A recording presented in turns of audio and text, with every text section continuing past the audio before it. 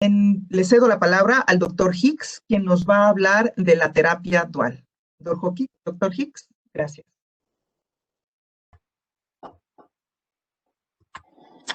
Thank you very much, Leticia. I really appreciate that very kind introduction. And I want to start by saying how honored I am to be able to do this presentation on World AIDS Day in Mexico. I'd like to just take a moment to pause and remember the millions of people who are currently living with HIV infection, and also the millions of people who have died from this terrible disease over the last 50 years.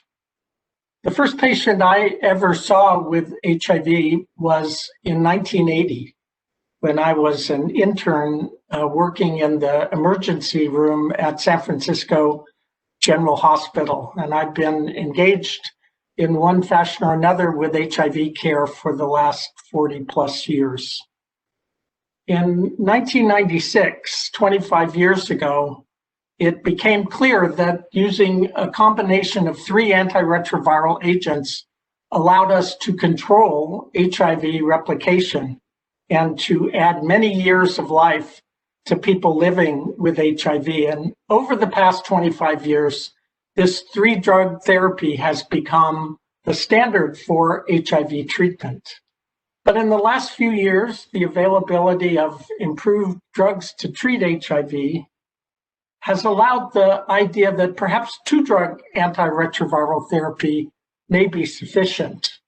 And clinical trials such as the Tango trial and the Gemini trial have shown that 2-drug therapy with dolutegravir and lamivudine may in fact be sufficient. But clinical trials data are not the same as treating patients in the clinic, as many of you watching this evening well know. And so I'd like to today take the opportunity to talk about real-world evidence, both what real-world evidence is, but also what real-world evidence exists on dolutegravir and 3TC. But first, it's important to appreciate that I am a full-time employee of ViiV Healthcare, and obviously my comments are influenced by that fact. But I'm going to try and do a careful job and try to present as unbiased a view as I possibly can about this issue. So the first question that comes to mind is, why do we need real-world evidence? Aren't carefully done randomized controlled trials the gold standard? Don't they show us what the right treatments are for managing HIV? And certainly they're critical to our understanding of the drugs we use to manage HIV infection. But they're designed with a very specific purpose in mind. That is to demonstrate the clinical efficacy of a treatment in a carefully defined, carefully monitored population. These trials are essential for drugs to be approved by regulatory agencies so they can be prescribed to people living with HIV. So here's an example, if you will, of the structure of a randomized clinical trial. It contains very careful entry and eligibility criteria. It randomizes people to different treatments, and it follows them at specified intervals by research staff whose job it is to make sure they follow up. This is very important information for us to have, but it doesn't necessarily represent the full spectrum of patients we're caring for in our HIV clinics. So what is the goal of a randomized clinical trial? As I mentioned, it's to show the intrinsic efficacy of an intervention under specific pre-specified conditions, and it also collects data on safety. Whereas real-world evidence, in general, measures the effectiveness of a treatment in a more routine clinical environment and may provide insights on disease burden, on unmet needs for people living with HIV, on long-term safety in populations that are different from those in the clinical trial. may also provide data on proper implementation of a new treatment and may address issues of cost effectiveness. The data that we use in real-world evidence comes from randomized trials done in a clinical setting that differ from those that are required for regulatory approval. They may come from pragmatic clinical trials or cohort studies of patients followed prospectively. But often they come from data gleaned from electronic medical records or large cohort studies or national or regional registries and represent often a different population of patients. Where might these real-world data find application? Well, certainly as we think about the use of a drug in our clinic, that is an important place where this might be utilized. But it's also true that real-world data can be very important to groups such as guidelines committees. Here's data from the most recent version of the Department of Health and Human Services HIV treatment guidelines panel, looking at how they derive the recommendations that are followed by so many HIV providers. And you can see that the second tier of evidence quality are well-designed trials or observational cohort studies with long-term clinical outcomes, almost the definition of real-world evidence.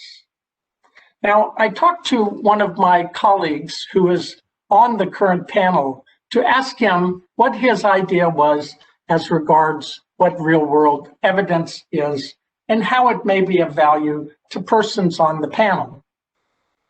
He told me the following. He said, I think real-world evidence is important, but first, I hate the term real-world evidence, which suggests clinical trials data may be unreal. But also, he said that he felt it was very hard to do these kinds of studies well, because the person doing the investigation may have biases that they do not recognize as they look at the data. And it may also be true that the person reading the report or studying the presentation may not understand the biases that were present when the study was formulated. He also noted that much real-world data is sponsored by pharmaceutical companies, and many pharmaceutical companies are not interested in sponsoring trials that may relate to adverse information about the products they make. They, as a lawyer might do, don't want to ask a question that they don't already have a strong idea that they know what the answer is. And as he said, the key is these studies need to be well done. His message was there's a lot of bias involved in real-world data, and we need to be cognizant of that when we take a look at real-world data. So in summary, real-world data comes from observational studies, from current clinical practice, from patient-reported outcomes. It's used to complement evidence from randomized clinical trials, and it describes outcomes that may be more representative of everyday clinical settings. It allows us to look for unmet medical needs, to ground our treatment in the reality of the kinds of patients we see in the clinic, and to provide comparative data on clinical effectiveness and safety. Now, with that background, let's take a moment to look at real-world data on dolutegravir and lamivudine.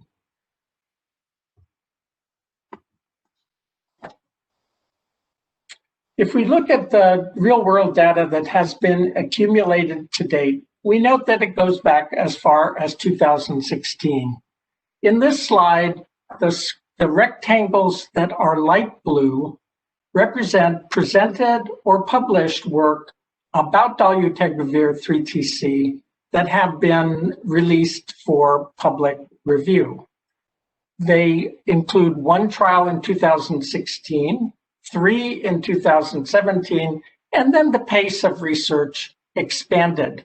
At the time this slide was made, there were 4 studies in 2020 that had been presented or published, and several more have been added to this list now, showing that in total, the amount of data available as real-world evidence is considerable, and we'll take a look at some of these data now moving forward.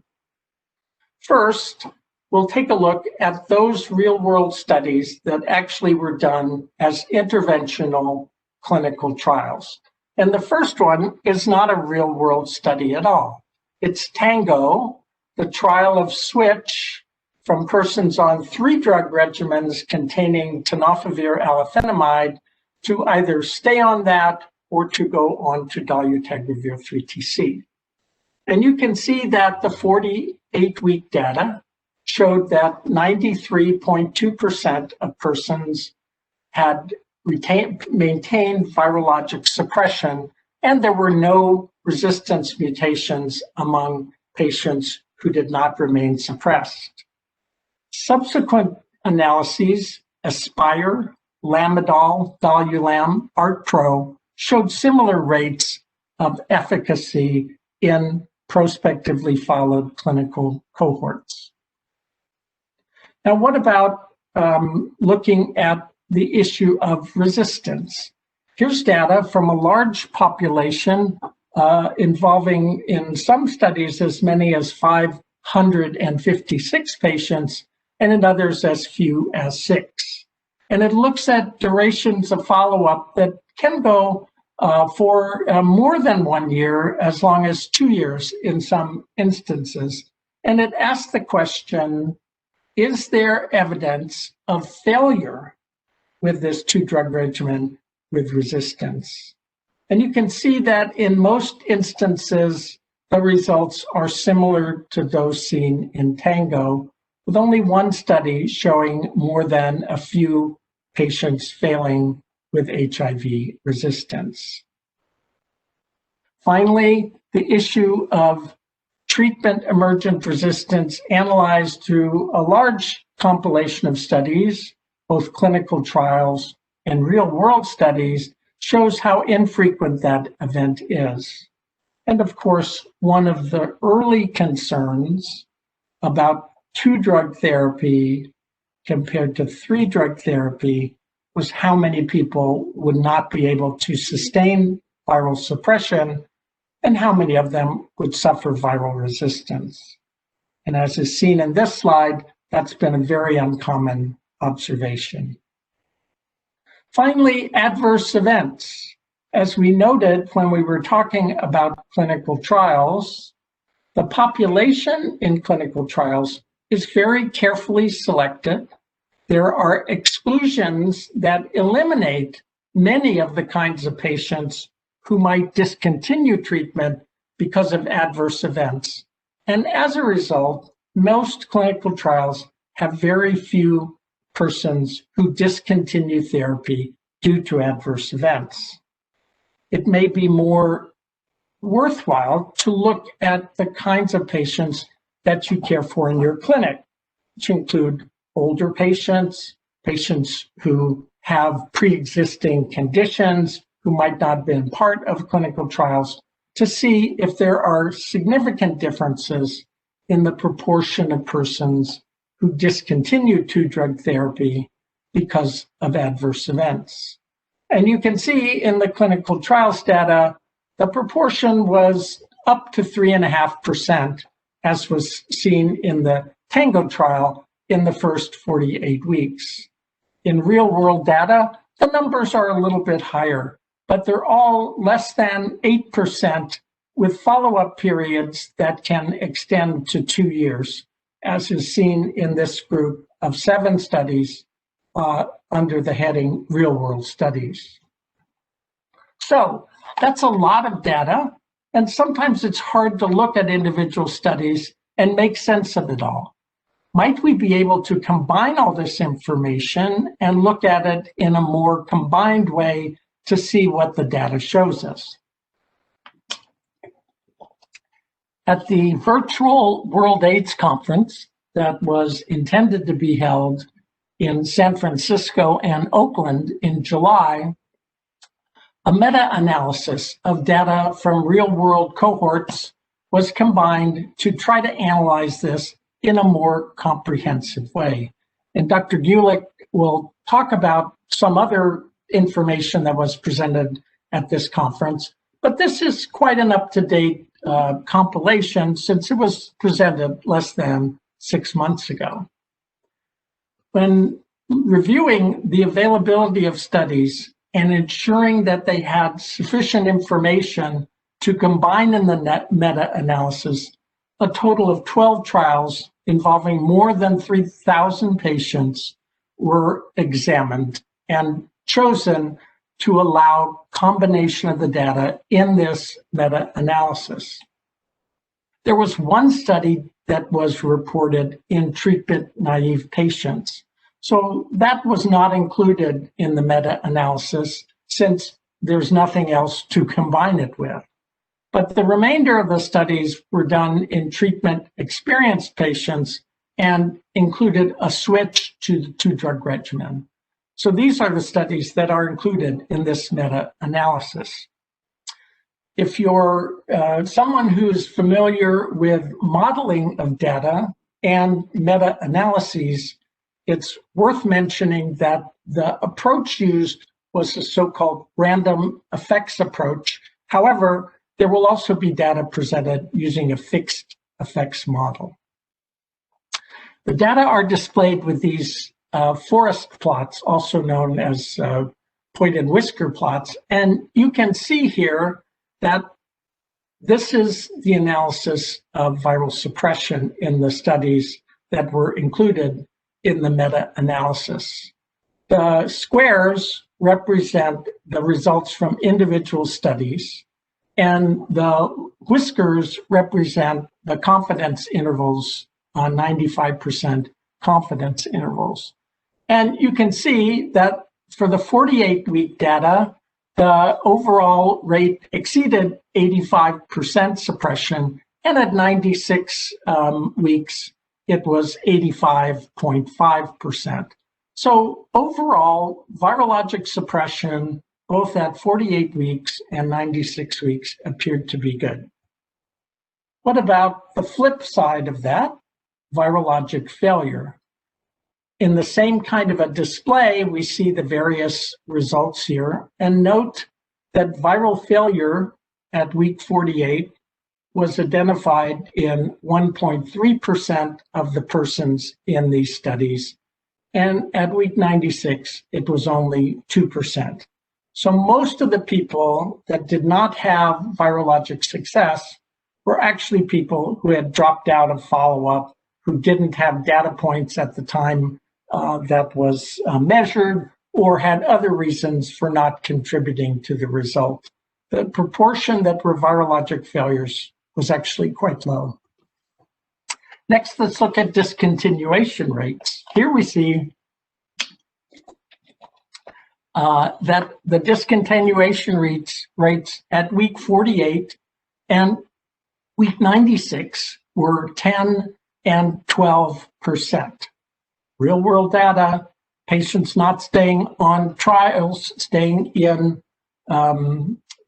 switching to alternative regimens because of apparent side effects is not an uncommon phenomenon, as you know from your own clinical practice.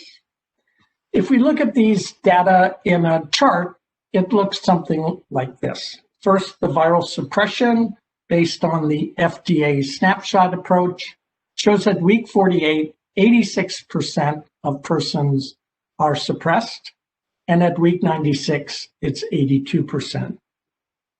The on treatment, not counting people who've dropped out of the study, but having a denominator only of people who have data points at week 48 or week 96, shows that the efficacy is quite strong, 98.9 at week 48 and 97.6 at week 96.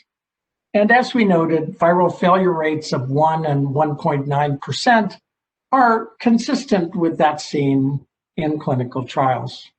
Finally, the overall discontinuation rate was about 12% at week 48 and just over 15% at week 96. So this meta-analysis suggests that dolutegravir 3TC was both effective and durable with low rates, relatively low rates of discontinuation in virologically suppressed treatment-experienced people living with HIV in clinical practice. And these results appear to be consistent with those seen from previous real-world evidence analyses, as well as from phase 3 clinical trials. But clearly, we continue to collect data, more long-term data, larger number of persons, to ensure that the data we believe to be true is in fact verified by additional studies.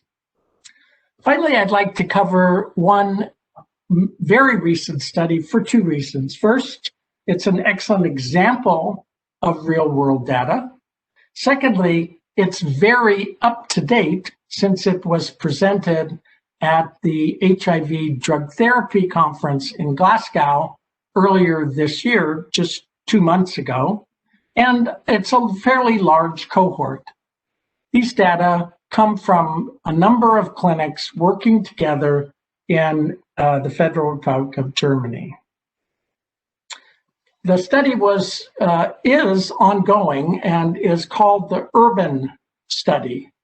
It's a prospective, non-interventional, 3-year cohort of persons starting antiretroviral therapy and pretreated patients who switched to dolutegravir plus 3TC.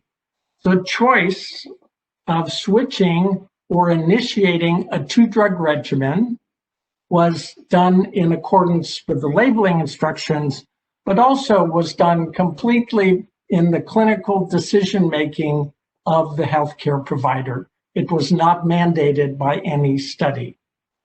For this very first analysis of the URBAN cohort, the full analysis set that was presented included persons who had at least 6 months of follow-up with a documented month 6 follow-up visit with the window, as you see, between 4.5 and 9 months.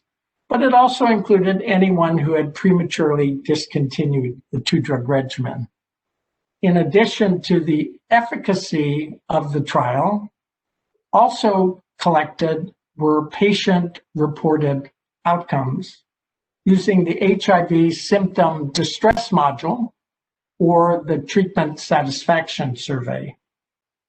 The cutoff for viral suppression was 50 copies, or in persons with a viral load less than 200 but greater than 50, they were counted as treatment success if the following viral load was less than 50, identifying the low-level viral replication as a blip. And adverse drug reactions were categorized by standard medical dictionary considerations. So let's take a look at this data. This is a large trial, as I mentioned. It involves a number of clinics in Germany. At the time of the presentation, 367 persons had been enrolled in the cohort, and there was a full analysis group of 307 patients that had appropriate data through at least 6 months.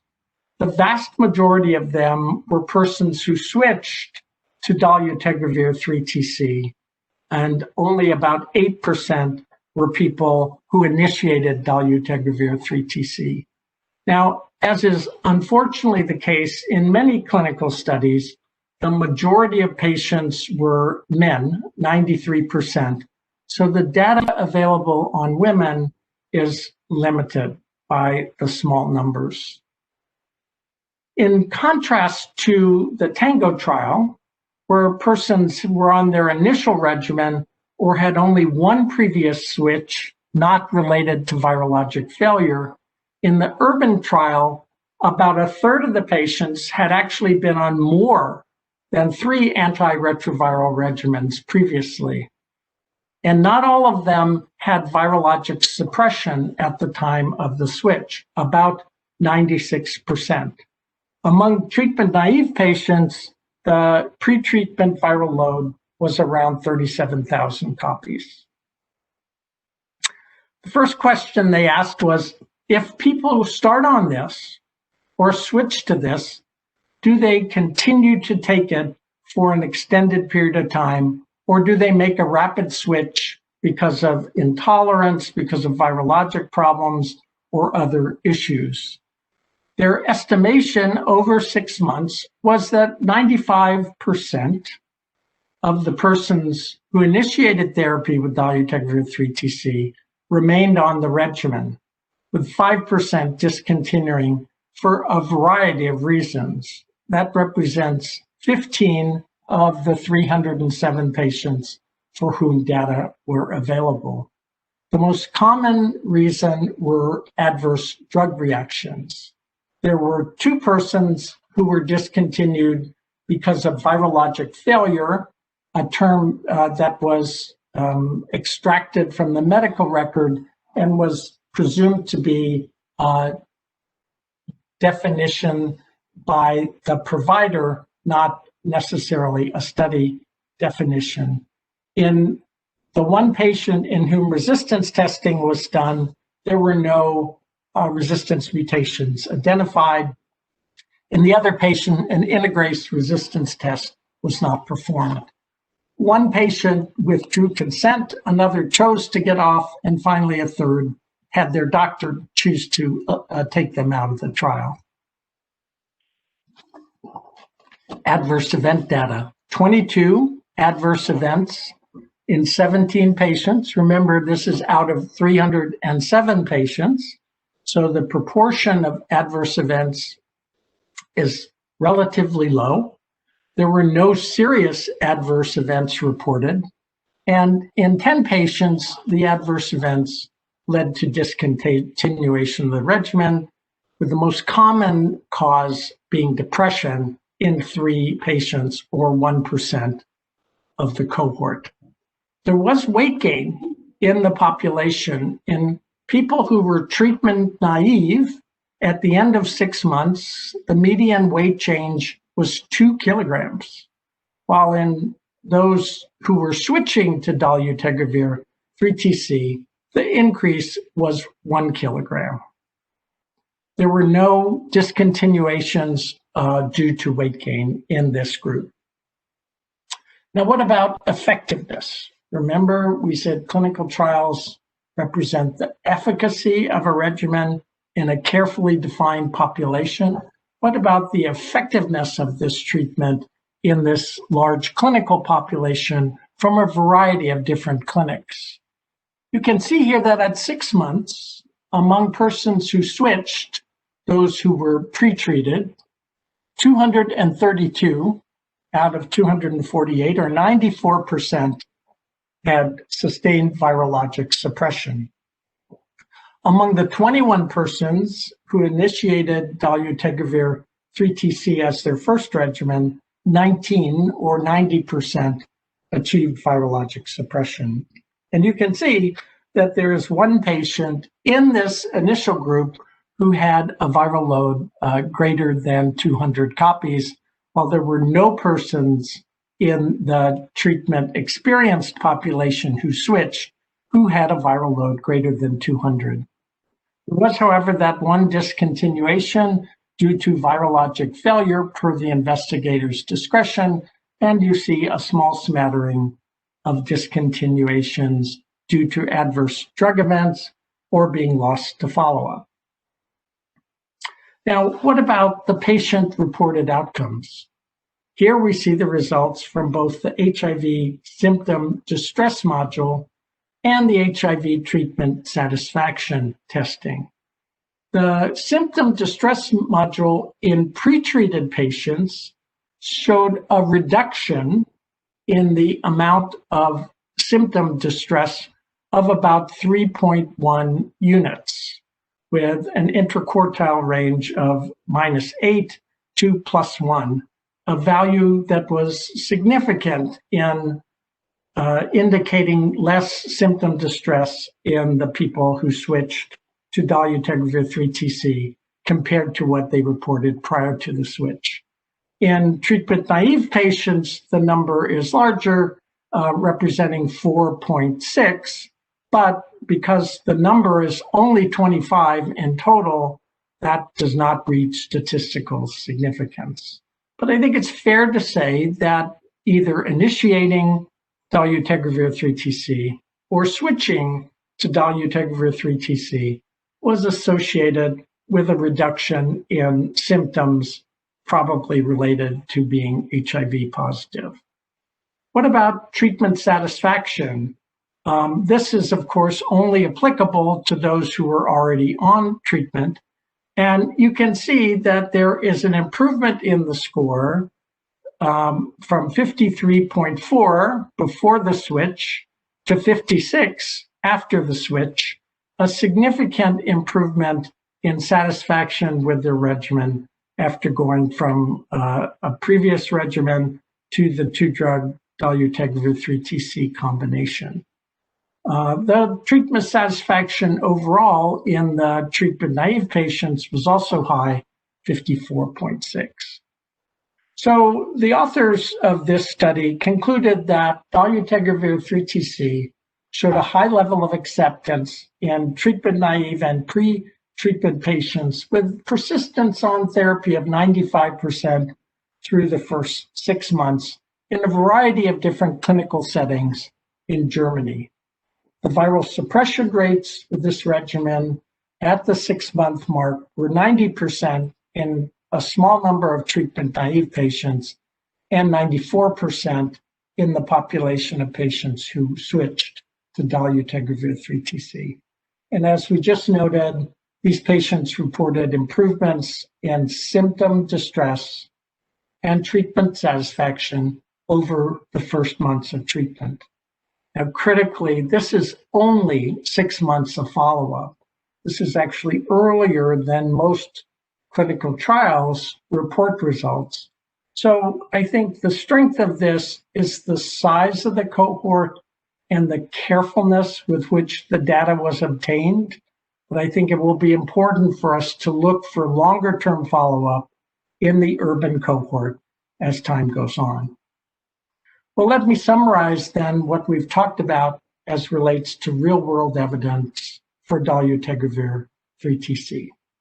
First, I think we showed that real-world evidence provides important data that differs from that seen in clinical trials.